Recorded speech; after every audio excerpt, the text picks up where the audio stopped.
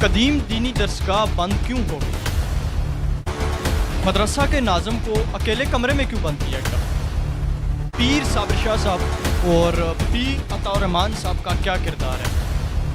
کیا پیر حبیب الرحمان چودھری اپنی ہی بہنوں کا نامیرم ہے؟ نواب ہم نے یہ پراپرٹی کس کو دی؟ بسم اللہ الرحمن الرحیم، کروڑوں درود و سلام اس پاک ذات پر جو وجہ وجود کائنات ہے۔ تمام ناظرین و سامعین کو سردار نجیلہ کا سلام۔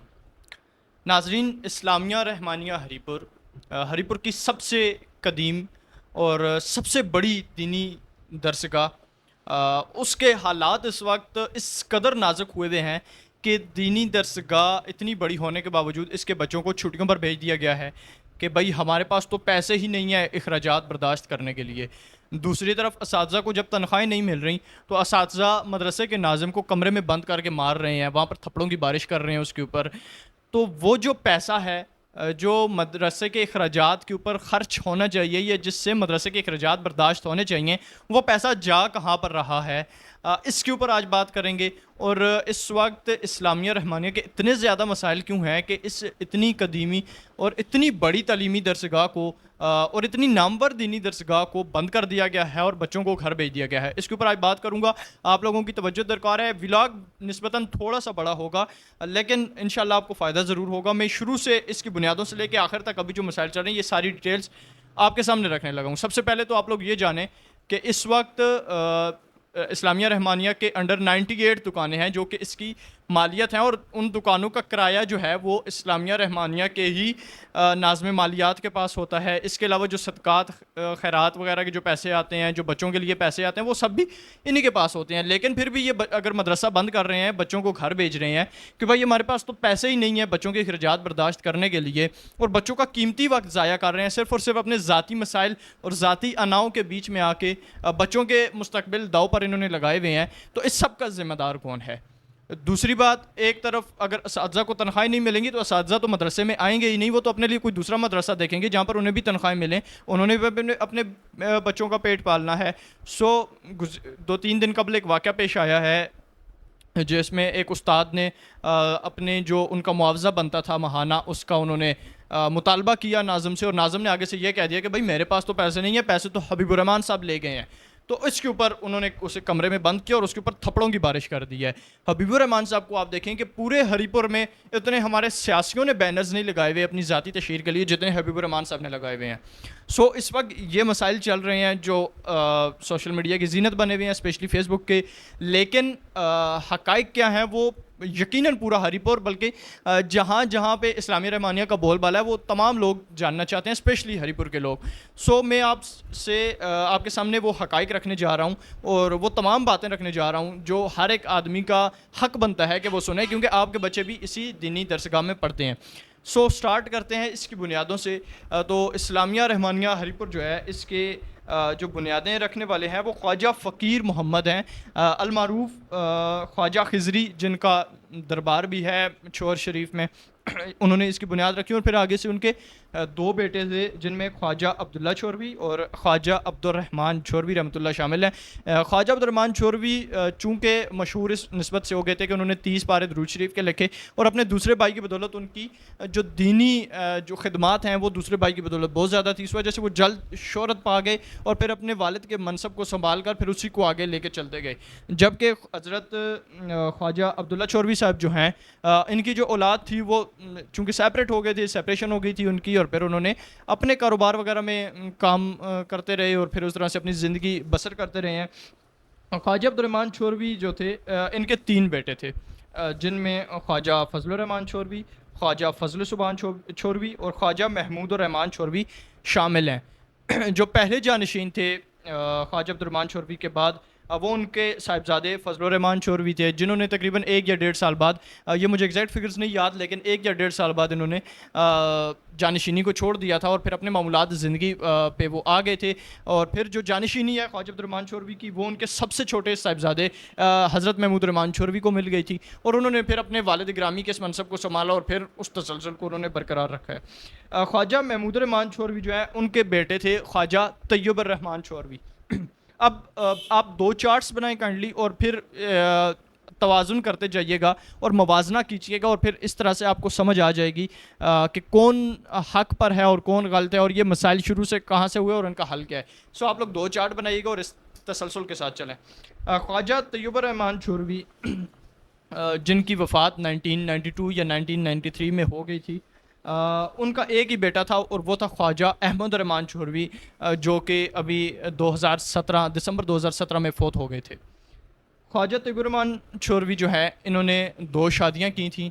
پہلی شادی میں سے ان کا ایک بیٹا تھا جن کا نام خواجہ احمد الرحمن شوروی تھا, جبکہ ان کی جو دوسری شادی تھی ان میں سے ان کی کوئی اولاد نہ تھی. تو ان کی جو بیوی تھی انہوں نے ایک لڑکے کو لیا اور اسے پالا, جسے ہم لے پالک کہتے ہیں, اور ان کا نام ہے پیر حبیب الرحمن, جو کہ اس وقت رحمانیہ مدرسے کے اوپر قابض ہوئے ہوئے ہیں اور اس کے جو ہے نظام جنہوں نے سنبھالا ہوا ہے.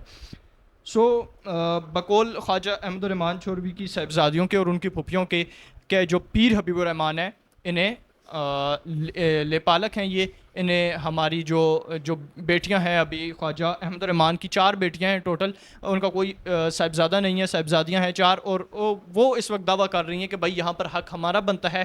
وہ مجلس شورا کی صدارت بھی شروع سے ان کے پاس ہے, اور وہ یہ کہہ رہی ہیں کہ بھائی حق ہمارا بنتا ہے, جبکہ جو لے پالک ہے, جو ہماری دادی نے جسے لا کر پالا تھا, جو کہ ہمارا نامحرم ہے, وہ اس نے قبضہ کیا ہوا ہے. سو اب مسائل یہاں سے چل رہے ہیں. اور جو ان کی پھوپھیاں ہیں وہ بھی اس وقت یہی کہہ رہی ہیں کہ بھائی جو پیر حبیب الرحمن ہیں یہ لے پالک ہیں. اور اس میں ایڈیشن کرتا چلوں گا کہ پیر طیب الرحمن شوروی جو کہ 1992 یا 1993 میں وفات پا گئے تھے, ان کے فیملی ڈاکٹر تھے.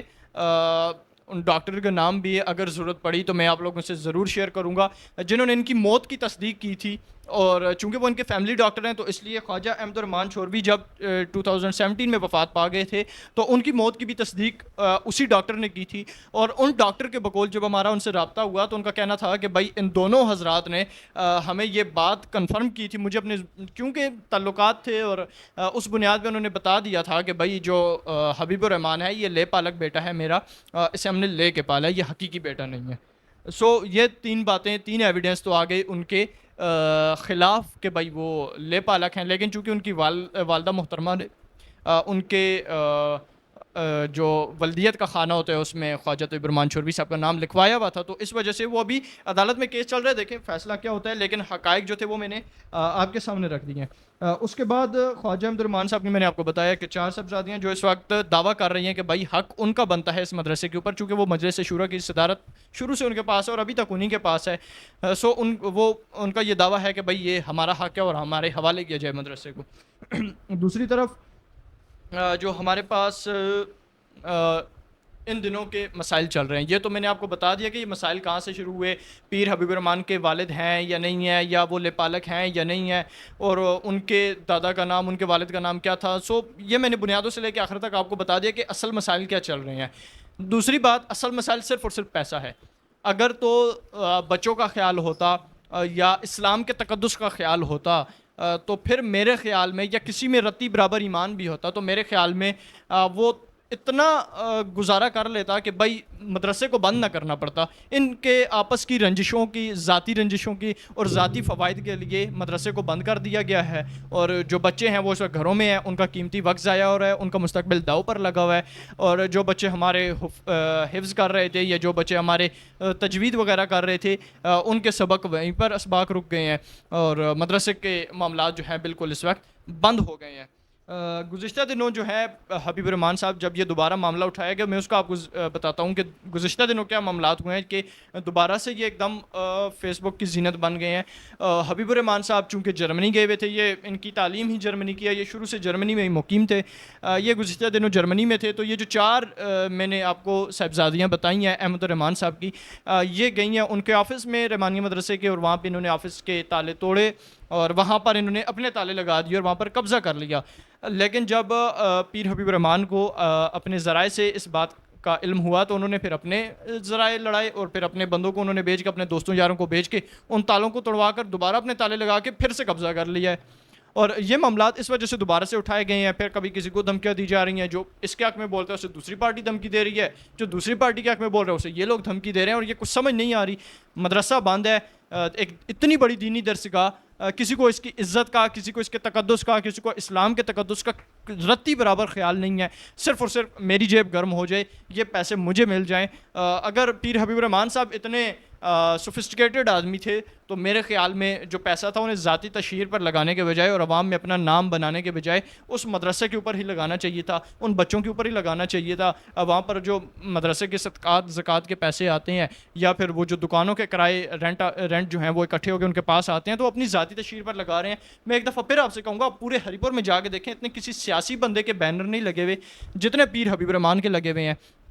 تو یہ سراسر ظلم ہے، سراسر زیادتی ہے، اسلام کے ساتھ بھی، اپنے ساتھ بھی، اس قدیم جو ہے دینی درسگاہ کے ساتھ بھی، اور ان بچوں کے ساتھ بھی، اور ان کے مستقبل کے ساتھ بھی سراسر زیادتی ہے. دوسری بات، پیر صابر شاہ صاحب کو بڑا لنک کیا جا رہا ہے کہ بھائی ان کا کیا تعلق ہے. چونکہ عوام کو ان تمام حقائق سے عوام کا علم نہیں ہے، میں آج یہ تمام حقائق آپ لوگوں کے سامنے رکھنا چاہ رہا ہوں. پیر صابر شاہ صاحب اس مجلس شورا کے جنرل سیکرٹری ہیں، اور پیر صابر شاہ کے جو بھائی ہیں وہ اس مدرسہ کے محتمم ہیں. اس وجہ سے ان کا یہ گہرا تعلق ہے مدرسہ کے ساتھ. اور پھر وہ سپورٹ کسے کر رہے ہیں؟ وہ پیر حبیب الرحمان کو سپورٹ کر رہے ہیں پیر صابر شاہ صاحب لوگ. دوسری جانب دیکھ لیں جو عطا الرحمان صاحب ہیں، پیر عطا الرحمان صاحب چھور شریف والے، وہ کسے سپورٹ کر رہے ہیں یا ان کا کیا تعلق ہے؟ تو اس وقت پیر عطا الرحمان کا اس مدرسے کے ساتھ کسی قسم کا کوئی تعلق بھی نہیں ہے. آپ نے گزشتہ 3-4 برس سے دیکھا ہوگا جب بھی میلاد کے جلوس ہوتے ہیں پیر عطا الرحمان صاحب ہمیں کہیں بھی نظر آئے. ایک مرتبہ وہ عمرے پہ چلے گئے تھے، ایک مرتبہ وہ ہمیں کہیں بھی نہیں نظر آئے. اور رواں برس جو میلاد کا جلوس ہوا ہے گزشتہ دنوں، اس میں بھی ہمیں پیر عطا الرحمان صاحب نظر نہیں آئے، بلکہ پیر عطا الرحمان صاحب کی زیر صدارت یا ان کی زیر نگرانی کے ٹی ایس میں بھی جلوس ہوا میلاد کا، منقرہ میں بھی ہوا، لیکن انہوں نے ہری پور کی طرف رخ ہی نہیں کیا. اور ان کا موقف یہ تھا کہ بھائی اگر میری وجہ سے یا میرے خاندان کے کسی فرد کی وجہ سے گڑبڑ پیدا ہو جاتی ہے، حضور کے میلاد کے اوپر بات آتی ہے یا اس کے انتظامات خراب ہوتے ہیں، تو ہم پناہ مانگتے ہیں ایسے میلاد سے اور ایسی تمام تر تعلقات سے. بے شک ان کا بھی حصہ ہے. میں نے آپ کو بتایا کہ یہ تو اولاد تھی جو چلی آ رہی تھی پیر حبیب الرحمان صاحب لوگ، یہ خواجہ عبد الرحمان چھوروی رحمۃ اللہ کی اولاد میں سے ہیں، جبکہ پیر عطا الرحمان صاحب جو ہیں یہ حضرت خواجہ عبداللہ چھوروی رحمۃ اللہ کی اولاد میں سے ہیں. سو ان کا بھی یہاں پر وراثت میں حق بنتا ہے، لیکن ان کے چونکہ عدالت میں کیس چل رہے ہیں، وہ کسی قسم کے لڑائی جھگڑے میں نہیں آنا چاہتے، وہ اپنی ساکھ خراب نہیں کرنا چاہتے، بلکہ وہ عدالت کے فیصلے ہر قسم کے فیصلے کو ماننے کے لیے بالکل تیار بیٹھے ہوئے ہیں.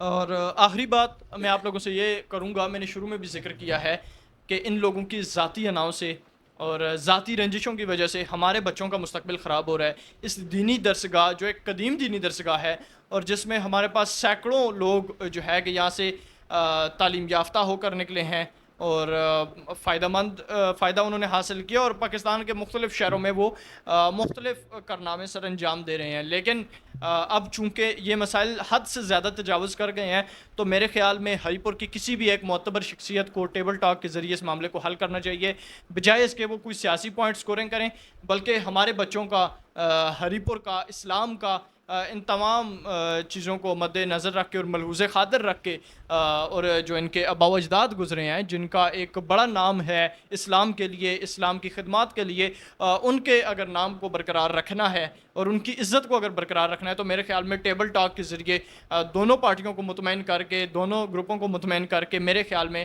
اس مسئلے کو فی الفور حل کر دینا چاہیے.